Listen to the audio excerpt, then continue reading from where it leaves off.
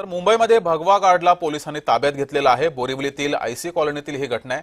ठाकरे गट आणि मनसेनं हे भगवा गार्ड नेमले होते। बोगस मतदार होऊ नये यासाठी लक्ष ठेवण्यासाठी हे भगवा गार्ड नेमले होते। त्यांना पोलिसांनी ताब्यात घेतले।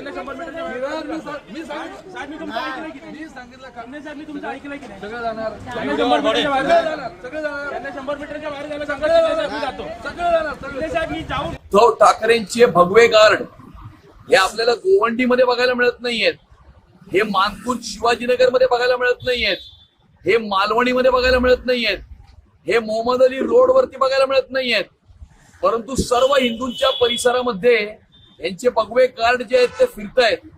आणि त्यामुळे उद्धव ठाकरेंची नीती काय आणि नियत काय हे मुंबईकर जनतेच्या समोर उघड झालेलं आहे।